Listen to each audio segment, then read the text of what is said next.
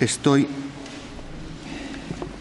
muy gratamente sorprendido de que no solo cada día somos alguno más y permanecemos constantes los que venimos.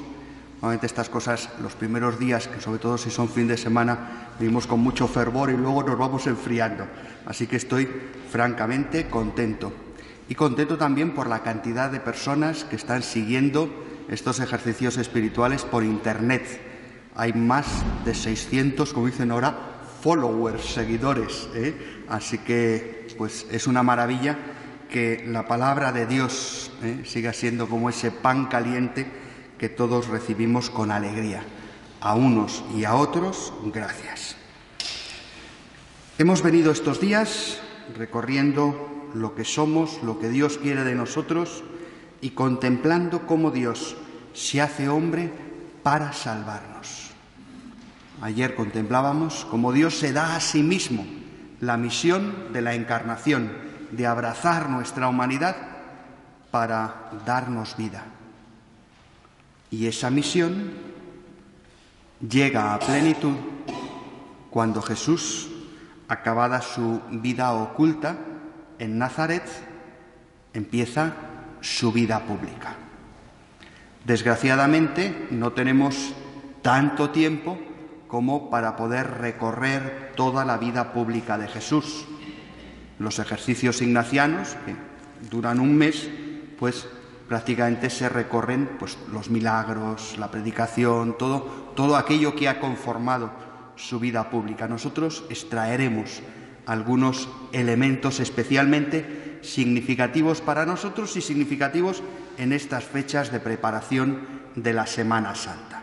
Por tanto, hoy nos proponemos acercarnos a la vocación, es decir, a la llamada de Jesús a los discípulos y en concreto a los apóstoles.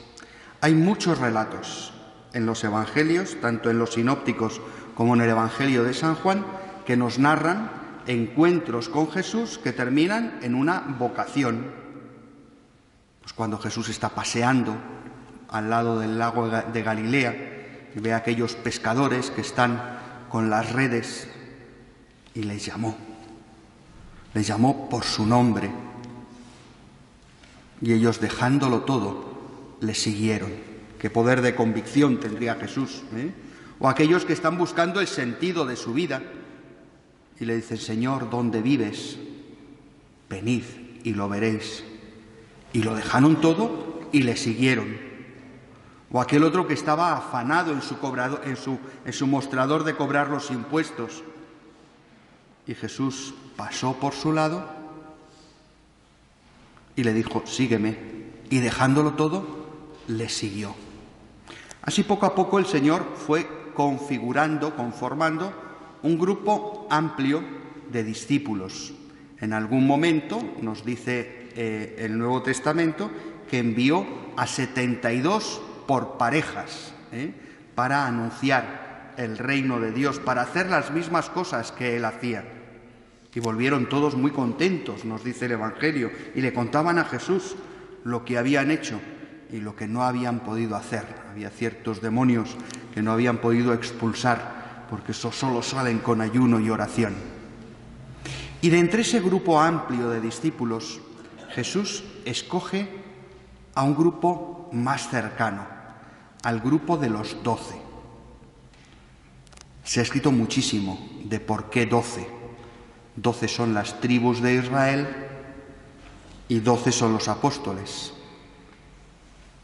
En el fondo, Jesús lo que nos está diciendo es: voy a engendrar un nuevo pueblo, como el Padre escogió por medio de Abraham y luego de Moisés y configuró un pueblo con 12 tribus. Yo también escojo a 12 apóstoles para que sean los que guíen al nuevo pueblo de Dios que será la Iglesia. En el Evangelio de San Marcos, en el capítulo 3, se nos narra de un modo muy exquisito cómo fue esa vocación de los 12. Pero os invito a que veamos también los versículos inmediatamente anteriores a esa elección de los 12 y también los inmediatamente posteriores, porque todo el texto, pues lo que nos plantean es como una parábola en acción. Jesús, tengamos en cuenta que no ha venido al mundo a fundar la Iglesia, no ha venido al mundo a crear una religión nueva, no ha venido al mundo para crear un grupo de adeptos. Esto surgirá precisamente como consecuencia de la auténtica vocación de Jesús, que es salvarnos dando la vida por nosotros. Porque Cristo ha dado la vida por nosotros, los que somos receptores de esa buena noticia, nos reunimos y tratamos de vivir como discípulos suyos. Pero Jesús a lo que ha venido es a salvarnos. Y esa salvación, precisamente porque va acompañada de una elección de apóstoles, de discípulos, nos está apuntando que el camino para vivir, para hacer nuestra la salvación que Cristo nos da, no es otro que el seguimiento en comunidad. San Marcos comienza contándonos, en los primeros versículos de este fragmento del capítulo 3, los versículos del 7 al 12, empieza contándonos la actividad de Jesús. Se retiró con sus discípulos a la orilla del mar. Lo siguió una gran muchedumbre de Galilea. Al enterarse de las cosas que hacía, acudía mucha gente de Judea, es decir, de la región más al sur. Él está en Galilea, en el norte, hay una región intermedia que es Samaria y luego al sur está Judea. La noticia de Jesús ha ido cundiendo.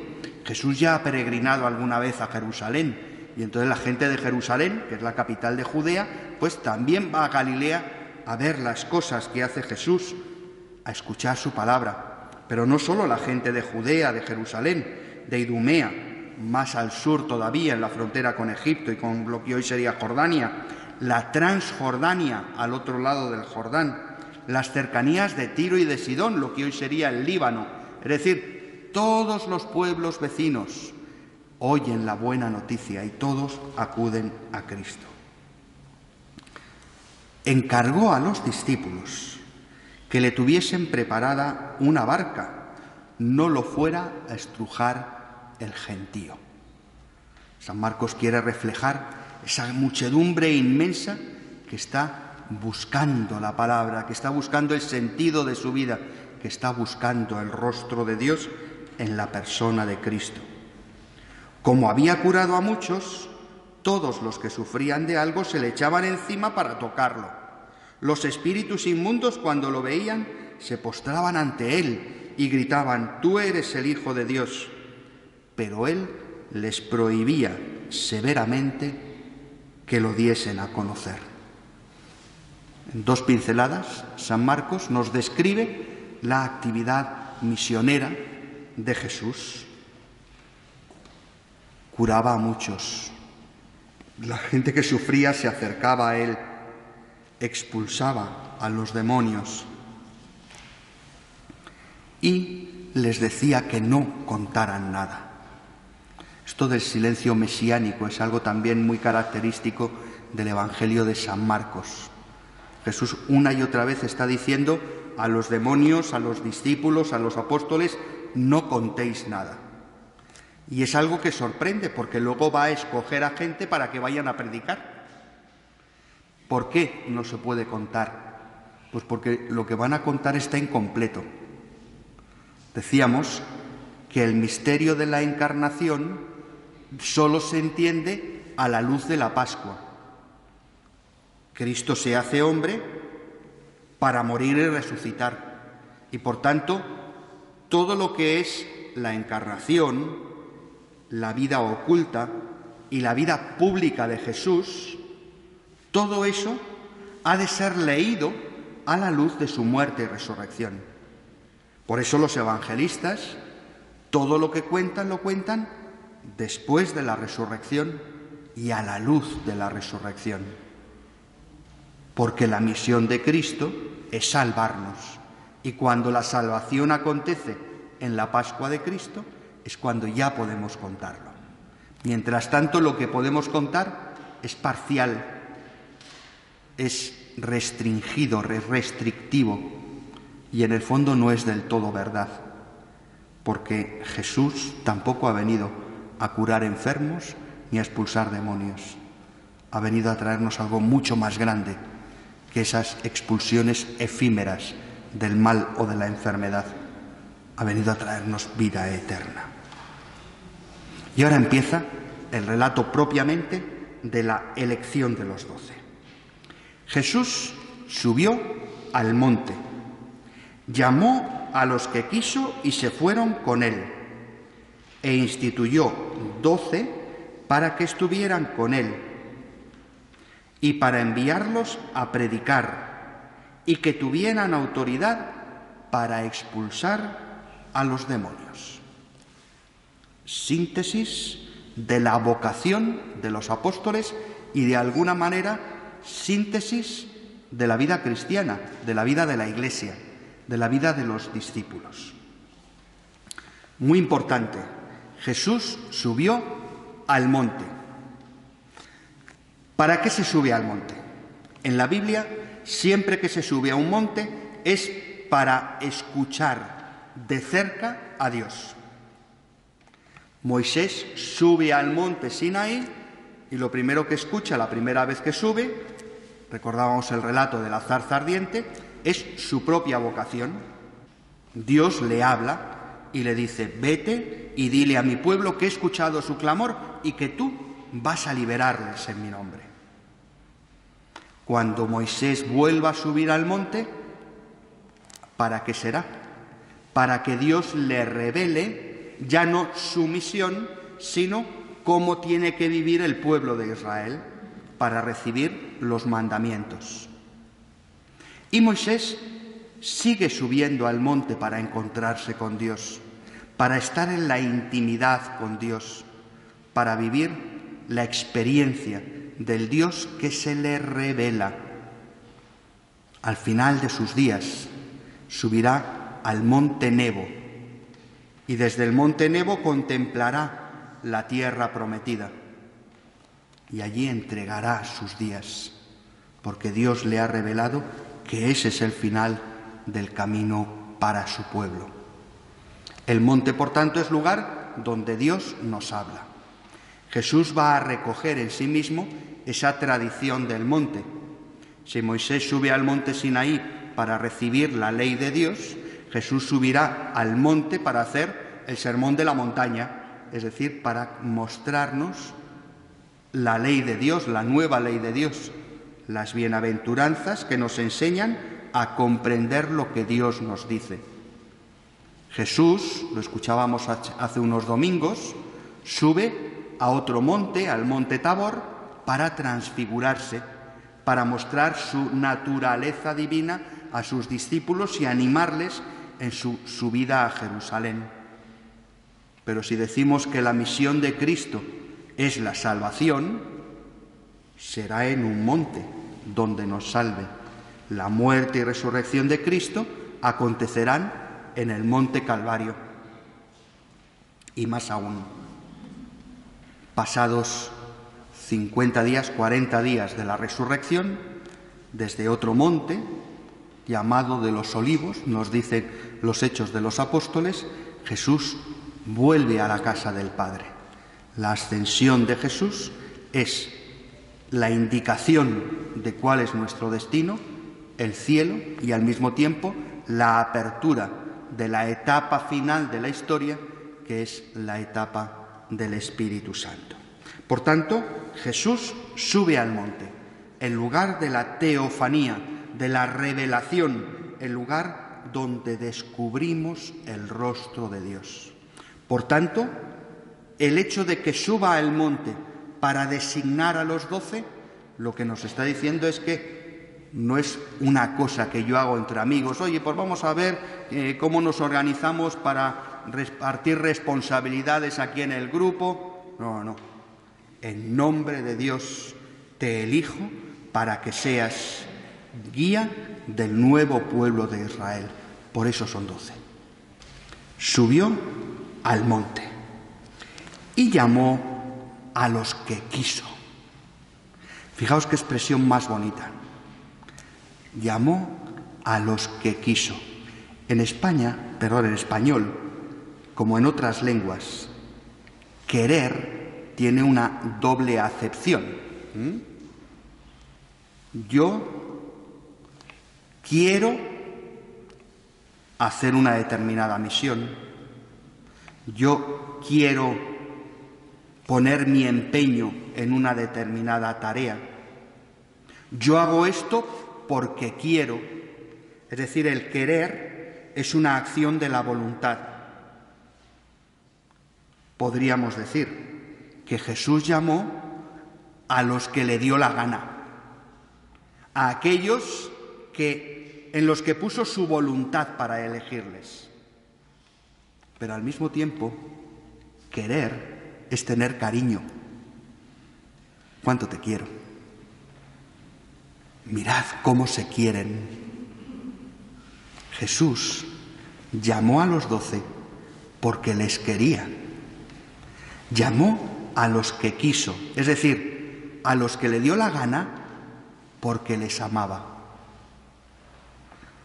Cristo, y es lo que yo os propongo esta noche, también a cada uno de nosotros nos llama. También a cada uno de nosotros nos invita a participar en el reino de Dios. También a cada uno de nosotros nos invita a formar parte, no ya del colegio apostólico, eso está reservado a los obispos, pero sí de la misión apostólica de la Iglesia, porque todos estamos llamados al apostolado. Muchos de los que están viéndonos por internet son de vida ascendente y uno de los pilares de vida ascendente es el apostolado. Se puede hacer apostolado siempre, aunque seamos mayores y aunque tengamos limitaciones. Siempre podemos ser apóstoles porque siempre formamos parte de la Iglesia, una santa, católica y apostólica. Jesús hoy te elige porque te quiere y porque le da la gana. Es decir, libremente te ha elegido para que seas su amigo. Libremente te ha elegido para que le acompañes en el camino.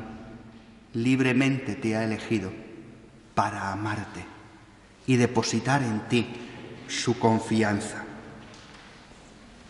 Llamó a los que quiso.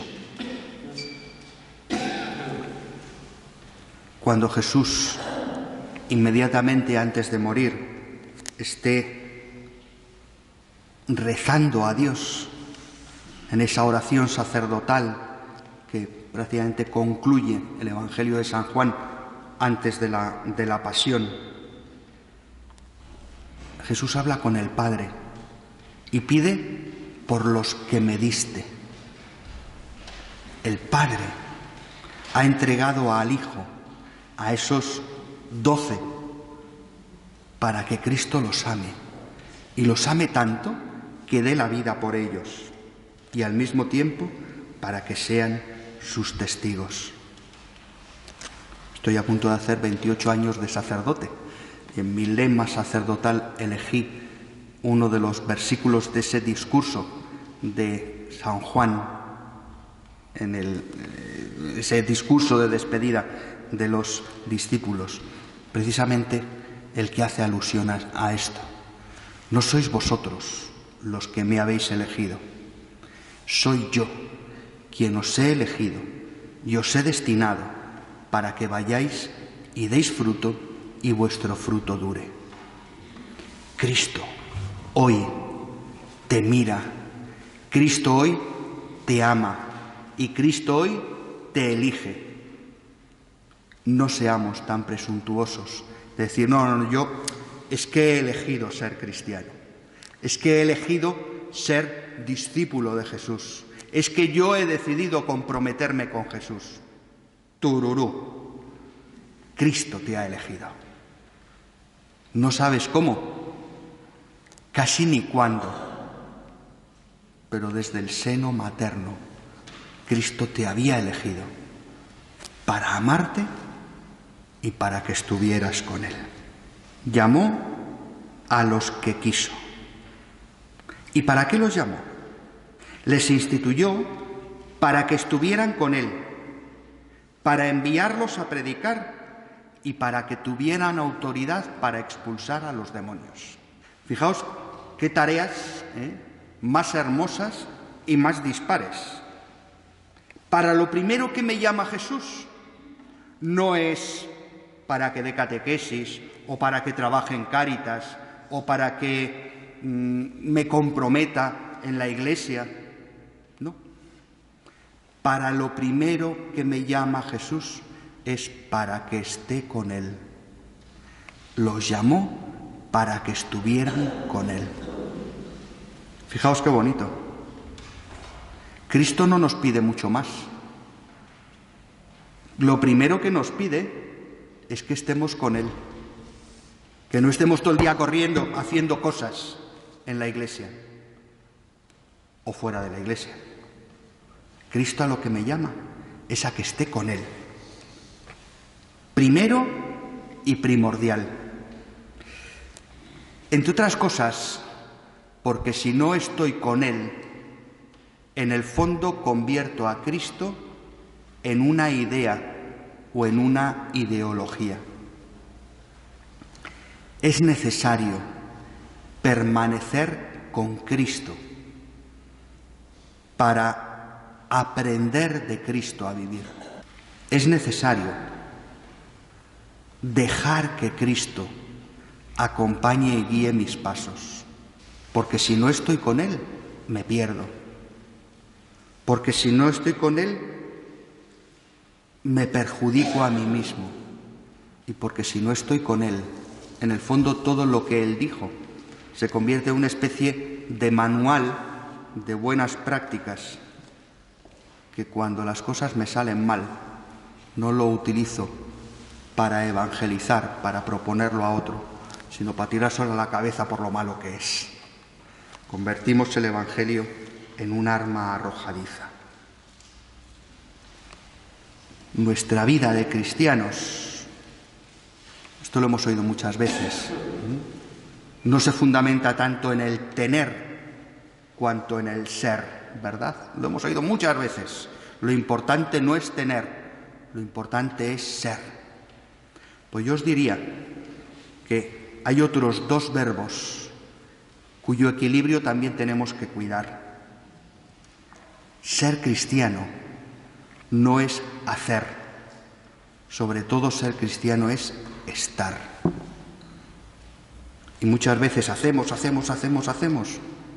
y estamos muy poquito junto al Señor. Por eso necesitamos tanto estar en silencio. Por eso añoramos tanto estos momentos de Betania, estos momentos de oasis, estos momentos de parar y estar con Él. Tenemos que ser más María y menos Marta. ¿Recordáis el primer día? Una vez que han estado con Él, en segundo lugar, subsidiariamente, les envió para que fueran a predicar. Yo no puedo hablar de nada que no conozco. No puedo contar nada de alguien a quien solo conozco de oídas. Bueno, la verdad es que lo hacemos muchas veces. Hablamos más de lo que debemos de muchas cosas que no conocemos y así nos va. Solo habiendo estado con Él podemos ir a predicar, porque la experiencia de estar con Él nos ha caldeado el corazón y ya no hablamos de nosotros, ni de nuestras ideas, ni de nuestras ideologías. Hablamos de lo que hemos visto y oído, dirán los apóstoles. Lo que hemos visto y oído, eso os contamos. Y junto a eso, Jesús transmite a los discípulos un poder especial, el poder de curar, el poder de expulsar al maligno. Fijaos que no les da el poder de juzgar, no les da el poder de escrutar, de discernir. Ese lo tiene Cristo. Ya nos juzgará Él al final de los días. Pero sí que nos da el poder de sanar,